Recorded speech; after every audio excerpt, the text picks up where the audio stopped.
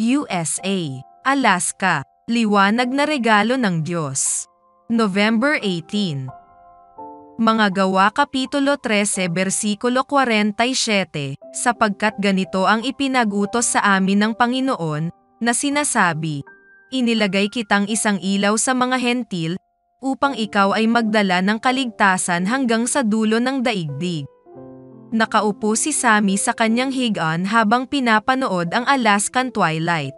Isang malakas na katok ang kanyang narinig, hudyat na dumating na ang mga lasing na kaibigan ng kanyang mga magulang. Tumitibok ang puso ni Sammy habang tinatakpan niya ang kanyang mga tainga at pilit na binibalewala ang ingay sa katabing silid. Hindi nagtagal ay umingay ang sigawan sa sala. Para bang ingay na nag-aaway na ang mga lasing. Hindi nakayanan ni Sammy ang ingay. Hindi na nakatiis si Sammy, kinuha niya ang kanyang jacket at bota, at saka dali ang lumabas ng bahay. Mahapdi sa pisngi at tainga ang kanyang nadarama sa napakalamig na ihip ng hangin habang suot niya ang kanyang coat at naglalakad sa kalsada. Saan kaya ako pwedeng pumunta? Iyan ang iniisip niya. Sa daan ay nakita niya ang isang bahay na nakabukas ang ilaw sa bolkanahe. Naalala niya na ang bahay ay tahanan ng mga bagong Bible workers. Nabalitaan niyang bukas ang pinto ng mag-asawa para sa mga bata na maglaro at makinig ng mga kwento sa Biblia. Dinig niya mula sa labas ng bahay ang masaya at tawanan ng mga bata sa loob.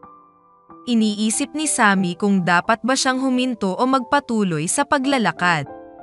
Dahan-dahan siyang pumunta sa pinto, kumatok, at umatras, handang tumakbo kung kinakailangan. Bumukas ang pinto, at pinapasok siya ng isang nakangiting babae. Pumasok si Sammy sa loob at umupo sa isang kumot kasama ang isa pang batang lalaki.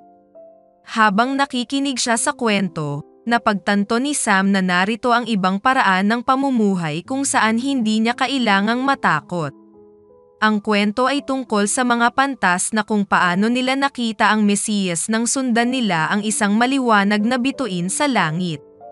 Nang maglaon, habang naglalakad siya pauwi, napagtanto niya na tulad ng mga pantas na sumunod sa isang maliwanag na bituin at natagpuan ang Mesiyas. Ngayong gabi ay sinundan niya ang maliwanag na ilaw sa bolkanahe at nakahanap siya ng ligtas na lugar kung saan siya ay isang bata pa.